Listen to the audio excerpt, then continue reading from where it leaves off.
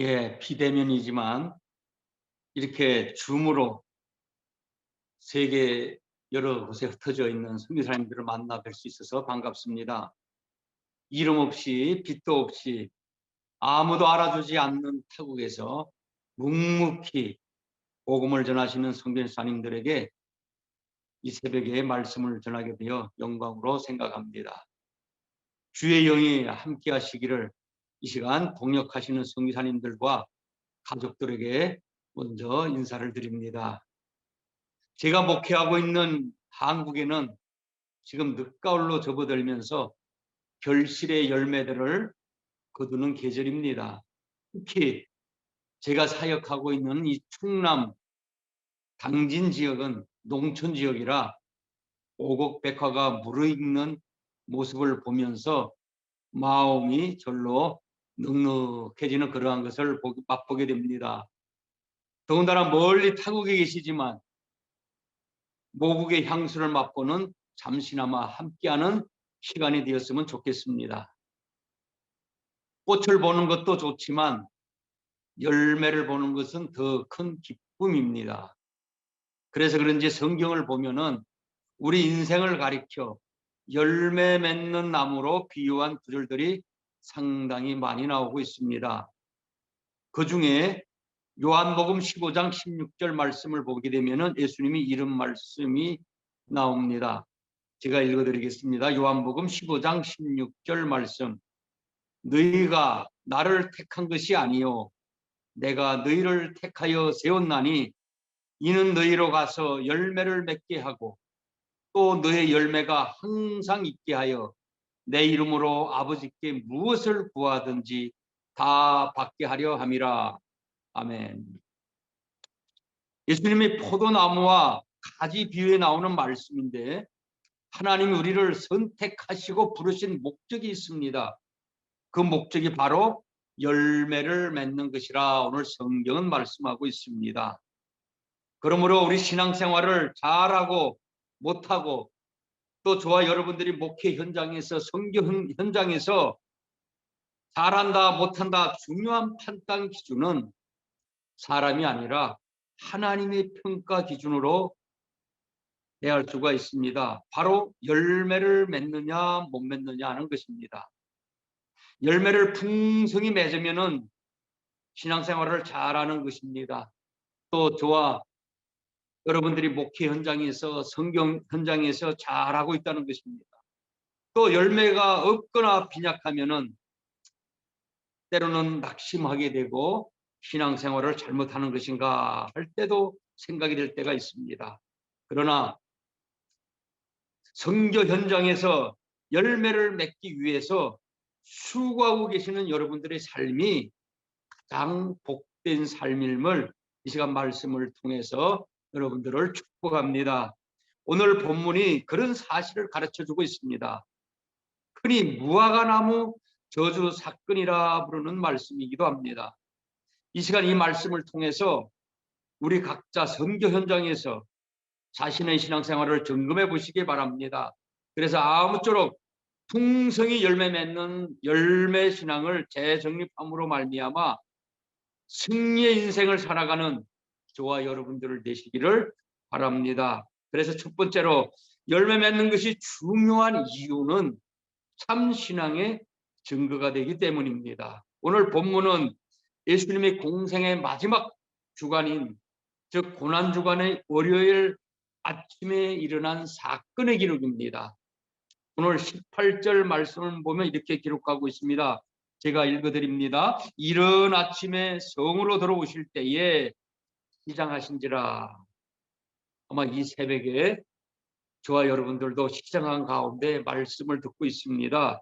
이 당시에도 예수님께서 고난주간에 월요일 아침에 일찍 일어나서 전날 예루살렘이 베단이라고 하는 곳에서 17절에 보면은 베단이라는 곳에서 하룻밤을 머물고 있다가 일찍 일어나서 제자들과 함께 지금 예루살렘으로 들어오는가 입성하는 그러한 상황 가운데 있습니다.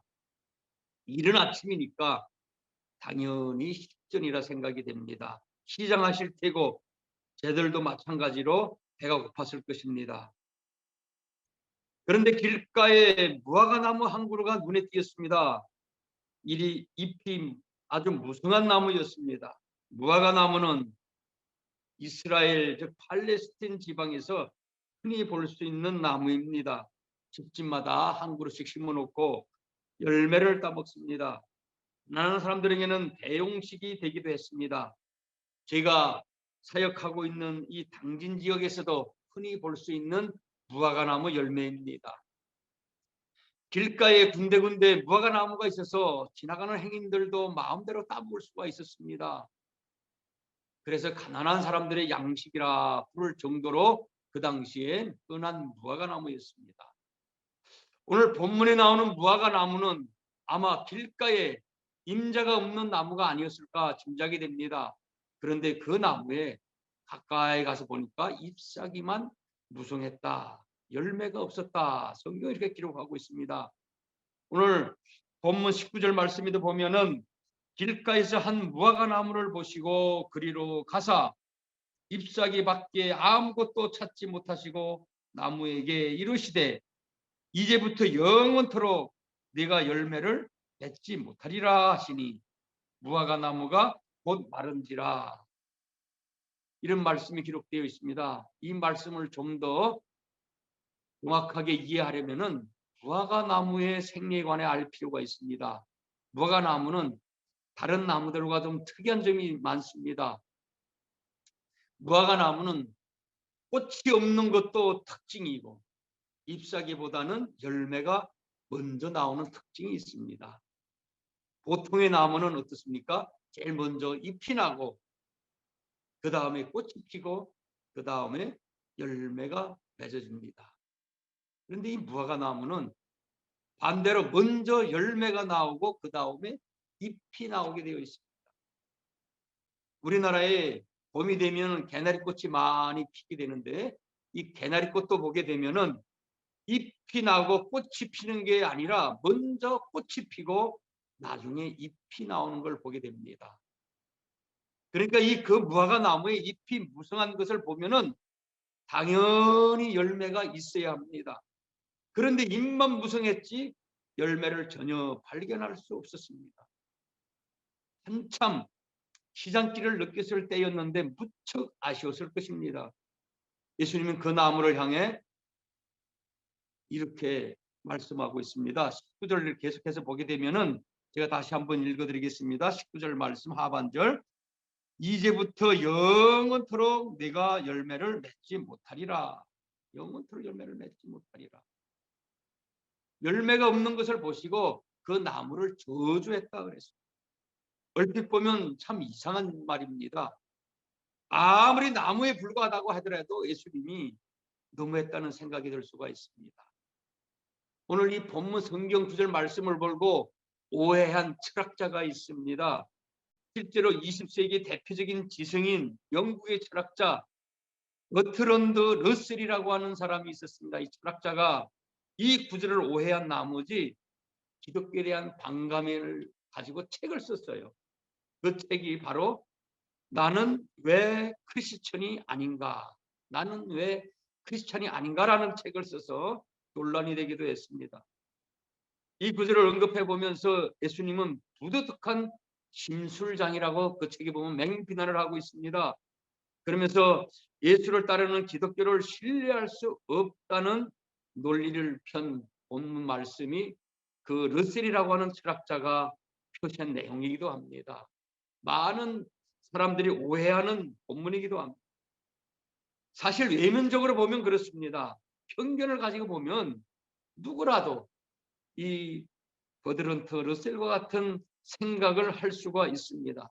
특별히 오늘 본문 구절과 같은 병행 구절인 마가복음에 보면은 더욱 정확하게 표현되어 있습니다. 마가복음 11장 13절을 보면은 이렇게 기록되어 있습니다.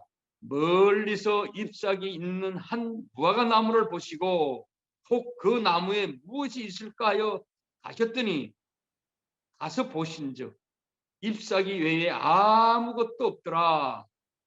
이는 무화과의 때가 아님이라. 이렇게 기록되어 있습니다. 무화과 열매가 맺히는 때가 아니라고 성경은 정확하게 말하고 있습니다. 제철도 아닌데 열매를 따먹으려고 하다가 없으니까 저주했다, 이렇게 생각할 수도 있습니다. 그렇다면 예수님이 너무하신 게 아닌가라고도 생각할 수가 있습니다. 그러나 예수님의 행동과 말씀을 하나씩 체크해 보면은 모든 의문이 풀리게 되어 있습니다. 이 말씀은 예수님의 부도덕성을 나타내는 게 아니라 오히려 예수님이 창조하시는 영적 교훈이 들어있음을 우리가 알 수 있습니다. 예수님은 무화과나무를 중요한 교훈을 가르치기 위해서 저와 여러분들에게 시청각 자료로 사용하셨다는 사실입니다. 더욱이 예수님은 창조주 하나님의 아들로 따지고 보면은 그 무화과나무의 주인이기도 합니다. 예수님은 시장하신데 열매가 없자 아쉬운 마음 때문에 무화과나무를 저주하신 게 결코 아니라는 것입니다. 예수님은 다만 열매 없는 무화과나무에 대해 아쉬워하는 제자들에게 공감대를 통해서 교훈의 기회로 삼으신 것입니다. 그러면 여기서 저와 여러분들에게 질문을 한번 해보겠습니다. 그러면 과연 예수님이 의도하신 교훈이 무엇인가? 성경은 분명하게 말하고 있습니다. 그리스도인이라면 반드시 열매를 맺어야 된다는 것입니다. 우리는 믿음으로 이미 구원을 받았습니다. 하지만 그 믿음의 진정성은 무엇으로 알 수 있느냐? 열매를 맺는 것으로 증명된다는 사실입니다. 한 예를 들어보겠습니다. 사과나무 한 그루가 있습니다. 열매를 맺기 전에도 사과나무입니다. 그러나 시간이 흐르고 때가 되면 반드시 사과의 열매를 맺어야 합니다. 만일 사과나무처럼 생긴 나무가 있는데 시간이 많이 흘렀는데도 열매를 맺지 않으면 그 나무는 가짜 나무일 것입니다. 사과나무가 아니라는 거죠. 그런데 사과나무이면 틀림이 없습니다. 우리의 신앙도 마찬가지라는 것입니다. 예수님의 십자가 대속의 믿음으로 죄와 사망에서 구원받고 하나님의 자녀가 되는 게 사실입니다. 그러나 시간이 흘러가면서 믿음의 결과로 행위의 열매가 나타나야 한다는 것입니다. 그래서 야고보 사도는 누누이 행위를 강조하고 있습니다. 야고보서 2장 17절 말씀입니다. 이와 같이 행함이 없는 믿음은 그 자체가 죽은 것이라, 이렇게 말하고 있습니다. 그러니까 믿음에 따라 행함이 있어야 저와 여러분들이 진짜 믿음이라는 겁니다. 이 원리를 가리켜서 신행일치라고 표현하기도 합니다. 믿음과 행동이 같아야 한다는 뜻입니다. 그래서 예수님도 이렇게 말씀하고 있습니다. 마태복음 7장 19절에서 20절 말씀을 제가 읽어드리겠습니다. 마태복음 7장 19절 20절 말씀. 아름다운 열매를 맺지 아니하는 나무마다 찍혀 불에 던져지느니라. 이러므로 그의 열매로 그들을 알리라. 아멘. 그의 열매로 그들을 알리라 그랬습니다. 열매로 그 나무가 좋은 나무인지 나쁜 나무인지 살아있는 나무인지 죽은 나무인지 알 수 있다는 겁니다. 만약 아름다운 열매가 없으면 오늘 성경은 뭐라고 말하느냐? 찍어서 불에 던진다라고 심판한다라고 경고하고 있습니다. 저와 여러분들이 사역지에서 선교 현장에서 최선을 다해서 우리가 하나님의 말씀을 전하고 있지만은 과연 우리에게 열매가 있느냐 없느냐, 물론 예수님의 입장에서 볼 때는 중요한 겁니다. 그러나 성경에 보면은 저와 여러분들은 심고 물을 주는 것뿐이지 자라게 하시는 분은 하나님이라고 분명히 말씀하고 있습니다. 그러니까 이 말씀을 들으면서 저와 여러분들이 실망할 이유가 없습니다. 왜냐하면 여러분들의 선교 현장에서 최선을 다하고 있기 때문에 그렇습니다. 그러나 그 열매로 알리라고 하는 것은 주님이 평가하실 일이지 저와 여러분들이 지금 현장에서 열매가 있다 없다 이것 가지고 낙심할 이유가 없다는 것입니다. 예수님이 무화과나무를 굳이 저주한 이유가 바로 여기에 있습니다. 참 그리스도인은 반드시 열매를 맺어야 하며 그렇지 않으면 심판받는다는 것입니다. 오늘 무화과나무는 이스라엘 민족을 상징합니다. 예수님 당시 유대인들은 말이나 겉모양이나 종교의식으로는 의젓한 신앙인들이었습니다. 아주 화려하고 멋있어 보였습니다. 그러나 주님이 보시기에는 잎만 무성하고 열매가 없는 무화과나무와 똑같았다는 것입니다. 그래서 경고의 말씀으로 주신 말씀이 오늘 본문의 말씀입니다. 안타깝게도 그들은 이 경고의 말씀을 거부함으로 말미암아 예수님도 십자가에 못 박고 기독교를 핍박하고 불순종하다가 마침내 심판의 진노를 당하고 말았습니다. 바로 유대인들 중에 바리새인들이 예수님을 십자가에 못 박은 사건입니다. AD 70년 이스라엘은 로마 군대에 의해서 침공을 당합니다. 그 결과 성전이 다 무너졌습니다. 지금 성지 예루살렘에 가보면 남아있는 통곡의 벽은 그 성전의 서쪽 벽체의 일부분입니다. 그리고 유대인들은 2000년 동안 디아스포라로 전 세계에 흩어져서 고난을 당했고 지금도 많은 유대인들이 흩어져 있습니다. 특히 나치 독일 치하에서는 600만 명이나 학살을 당했습니다. 겨우 1948년에 겨우 독립은 했지만은 아직도 세계의 화약고로 긴장 속에 살아가고 있습니다. 사랑하는 동역자 여러분, 오늘 우리도 마찬가지입니다. 우리도 무화과 나무와 같습니다. 반드시 열매를 맺어야 합니다. 그것이 우리가 믿음으로 구원받은 증거이기도 합니다. 그래서 두 번째로 그러면은 우리는 그리스도인이라고 하면은 열매를 맺어야 되는데 어떻게 열매를 맺는 것이 성경에서 말하는 열매일까? 세 가지로 살펴보기를 원합니다. 구체적으로 우리가 맺을 열매는 그럼 무엇일까? 적지 않은 사람들이 열매에 관한 이야기지만은 구체적으로 잘 모르는 경우가 있습니다. 그리스도인들이 맺을 열매는 예수님을 믿은 후에 아름답게 변화되는 결과들을 의미합니다. 성경 곳곳에 나타난 말씀을 종합하면은 여러 가지 열매가 있습니다. 그 중에 오늘 우리에게 요구하시는 세 가지 열매를 소개해 드리려고 합니다. 첫 번째는 인격의 열매를 말하고 있습니다. 우리가 맺을 열매는 인격의 열매입니다. 우리가 예수님의 십자가 대속을 믿으면 당장 죄사함을 받고 의인으로 너는 의인이다라고 인정을 받습니다. 이걸 칭의라고 말씀하죠. 예수님이 우리의 죄값을 대신 치러주셨기 때문에 우리는 하나님의 자녀가 되었습니다. 자녀 삼아 주신다는 뜻으로 이를 가리켜 수양이라고 말하고 있습니다. 수양, 입양되었다는 말이죠. 여기까지는 믿음으로 당장이라도 되는 겁니다. 그러나 그 후로는 하나님의 자녀들답게 변화가 일어나야 되는데 그 과정은 평생에 걸쳐서 진행이 되는 것입니다. 이를 성화의 과정이라 부릅니다. 이게 바로 경건을 이루어가는 과정이다라고 바울 사도는 디모데전서에서 말하고 있습니다.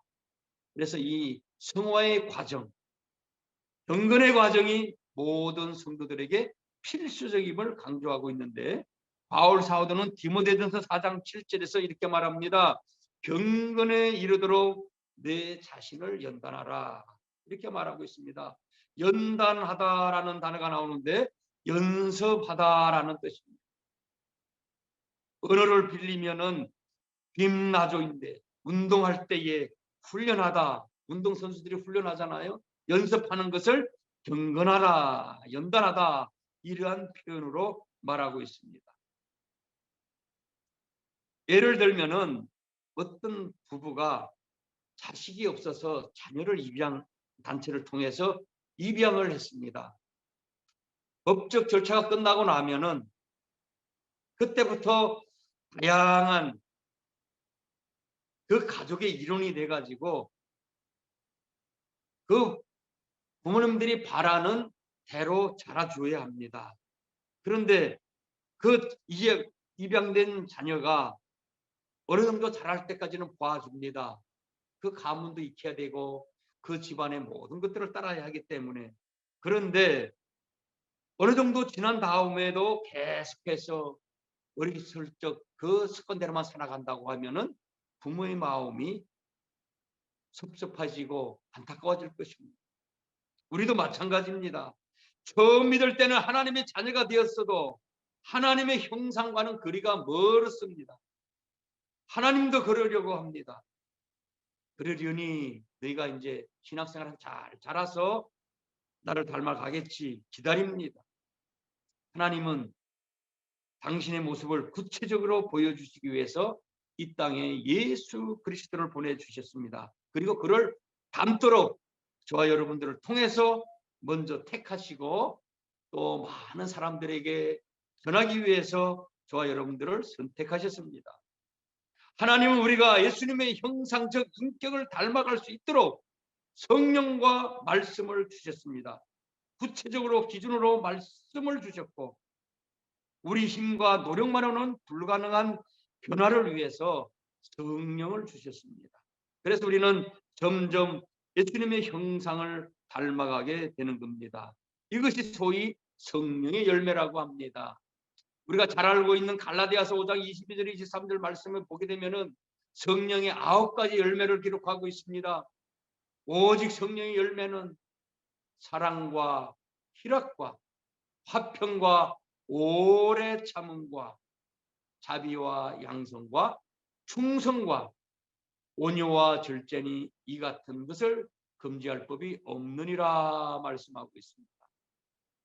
성령의 열매 사랑으로부터 시작이 됩니다. 그리고 많은 열매 가운데에 절제가 되어 있습니다. 많은 열매를 맺는 가운데에 절제할 수 없다면은 우리가 많은 것을 잃게 됩니다. 목양지에서도 보게 되면은 절제하지 못해서 실패하는 성도들을 많이 보게 됩니다. 아마 저와 여러분들이 섬기고 있는 선교지에서도 마찬가지일 것입니다. 많은 사람들 가운데에 절제할 수 있다는 이 열매, 예수님의 성격과 인격의 특징이기도 합니다. 우리가 예수님을 영접한 후 성령님을 모시고 살면은 그러한 모습으로 변화되는 것입니다. 만일 이런 모습으로 변화되는 게 없다고 하면은 저와 여러분들의 모든 신앙 상태를 점검해 봐야 할 것입니다. 프랑스의 영웅 나폴레옹의 에피소드 이야기 하나를 소개하려고 합니다. 우리나라에서도 요즘 말을 잘못해서 대통령이 곤욕을 치르고 정치인들이 어려움을 겪고 있는데 나폴레옹이 전투 중에 병사들의 막사를 순시하고 있을 때 일어난 일입니다. 어느 막사 옆을 지나가는데 막 욕하는 소리가 들립니다. 보나파르트 그 자식 말이야 아주 나쁜 놈이야. 막 욕을 해요. 병사들이 욕을 하는 소리가 들리는 것을 보면서 나폴레옹이 기분이 나빴어요. 아니 이놈들이 무슨 욕을 해대나. 바로 나폴레옹의 본래 이름이 프랑스어로 보나파르트라고 합니다. 그러니 본인을 욕하고 있다는 사실을 듣고는 기가 막혀서 막사에 들어가 보았습니다. 당황한 병사들이 놀라서 어쩔 줄을 몰라 하면서 무서워 떨고 있습니다. 그때의 병사들이 이야기를 합니다. 사연인 즉석 동명이인인 병사가 하나 있는데 그 병사가 보나마르트라는 이름을 가진 사람입니다. 그래서 나폴레옹과 동명이인의 아주 고약한 사람이라고 합니다. 병사들과 어울리지 못하고 사고만 일으키고 많은 병사들이 골탕을 먹고 있어서 그 병사의 병사들이 모여서 욕을 하고 있었는데 때마침 그 막사를 지나고 있던 나폴레옹이 그 소리를 들었어요. 자초지종을 듣고 난 나폴레옹이 그 병사를 당장 불렀습니다. 그리고는 이렇게 호통을 쳤다고 합니다. 자네 당장 이름을 바꾸든지 아니면 행실을 바꾸게. 여러분, 우리도 조심해야 된다는 대화입니다. 우리 역시 예수님의 이름을 달고 사는 사람들입니다. 그래서 저와 여러분들을 그리스도인이라고 부릅니다. 그리스도인. 하나님의 이름을 붙이고 사는 사람들입니다. 하나님의 자녀라고 저와 여러분들은 자부하고 있습니다. 그러므로 우리는 하나님의 자녀로서 아름다운 인격을 갖추어야 합니다. 아무쪼록 말씀과 성령으로 예수님을 닮아가는 선교지에서 풍성한 인격의 열매를 맺는 여러분들이 될 수 있기를 바랍니다. 두 번째는 우리가 맺을 열매는 선행의 열매라고 성경은 말하고 있습니다. 하나님이 기뻐하시는 일, 선입니다. 반대로 하나님이 싫어하는 것이 악이라고 합니다. 사람은 누구나 무언가를 행하면서 살기 마련입니다. 그렇게 행하는 것이 바로 열매입니다. 행실이 저와 여러분들에게 과거에 치우치는 것이 아니라 지금 현재 저와 여러분들이 현장에서 하고 있는 일, 그 선행이 하나님이 보시기에 기쁘다고 하면 그것이 바로 선이라는 것입니다.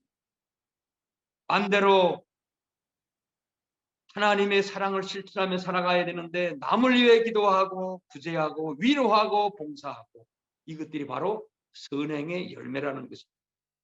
바울은 골로새서 1장 10절에서 이렇게 선행의 열매를 강조하고 있습니다. 주께 합당하게 행하여 범사에 기쁘시게 하고 모든 선한 일에 열매를 맺게 하시며 하나님을 아는 것에 자라게 하시고 이렇게 말씀하고 있습니다. 선한 일, 선행의 열매를 맺을 때에 주님을 기쁘시게 할 수 있다는 것입니다. 바로 저와 여러분들이 주인공들입니다. 물론 모든 그리스도인이 그분처럼 살 수는 없습니다. 하지만 우리의 위치에서 다양한 모습으로 최선을 다해 선행의 열매를 맺을 때 하나님이 기뻐하실 것입니다. 그리고 우리를 통해 그리스도의 향기가 퍼져나가게 될 것입니다. 우리가 떠난 후에도 있던 곳에 그 향기가 남아 예수님을 증거하게 될 것입니다. 이런 소원을 품고 사역지에서 선행의 열매를 풍성히 맺는 저와 여러분 되시기를 바랍니다. 세 번째로 우리가 맺을 열매는 전도의 열매입니다. 선교 현장에서 바라고 있는 열매이기도 하죠. 하나님은 먼저 믿고 구원받은 성도들이 다른 사람에게 전도함으로 영혼을 구원하는 것을 기대하십니다. 이것을 가리켜 전도의 열매, 선교의 열매라고 부릅니다. 죄로 말미암아 죽은 영혼을 살려내는 일입니다. 여러분들이 잘 알고 있는 전라남도 신안에 가면은 고 문중경 전도사님 사역지가 있습니다. 신안을 복음의 섬으로 바꾼 한국교회 최초의 여성 순교자 고 문중경 전도사님 60세에 순교를 했지만은 그가 뿌려놓은 열매들이 얼마나 많이 있는지 모릅니다. 전라남도 신안섬 암태도에서 1891년에 정중경 선교사님이 태어났습니다. 17살에 임준택이라는 사람과 중도에서 결혼을 했습니다. 어린 나이에 결혼을 했지만은 부자의 아들이어서 그런지 다른 여자가 있는 줄도 모르고 결혼을 하게 되었어요. 결혼한 첫날부터 소박을 맞고는 험난한 삶을 시작합니다.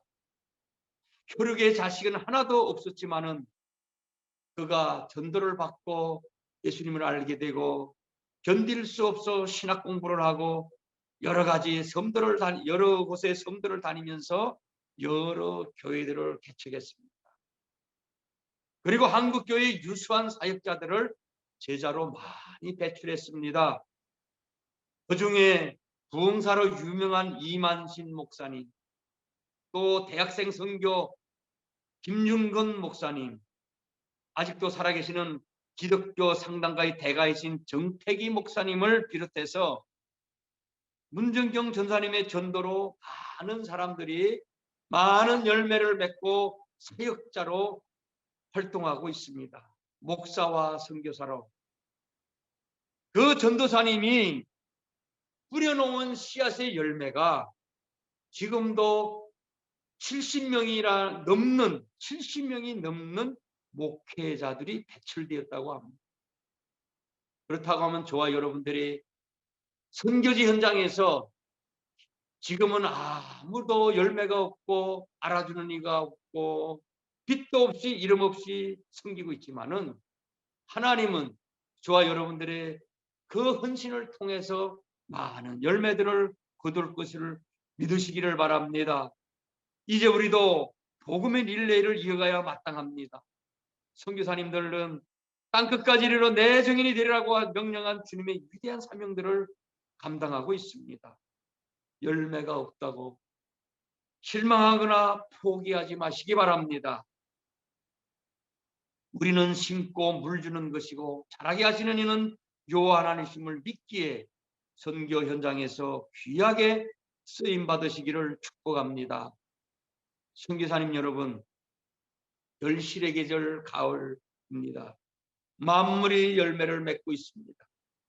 부디 저와 여러분들의 사역지가 잎만무성한 무화과나무가 아니라 열매가 풍성한 무화과나무 같은 그리스도인이 되시기를 바랍니다. 그래서 아무쪼록 이 세상 살 동안 여러분들의 사역지에서 복된 인생을 살아가시고 하나님 나라 들어갈 때에 잘했다 칭찬받는 저와 여러분들이 될 수 있기를 주님의 이름으로 축원을 드립니다. 기도하겠습니다. 좋으신 하나님 아버지 감사합니다. 선교 현장에서 이름 없이 빛도 없이 복음의 빚진 자로 감사하며 헌신하시는 선교사님들과 가족들을 축복해 주옵소서. 선교 현장에서 열매가 없다고 낙심하거나 포기하지 않게 하시고 있는 자리에서 최선을 다할 때 아름다운 열매들로 수확할 수 있는 기쁨의 날들을 앞당겨 주시기를 원합니다.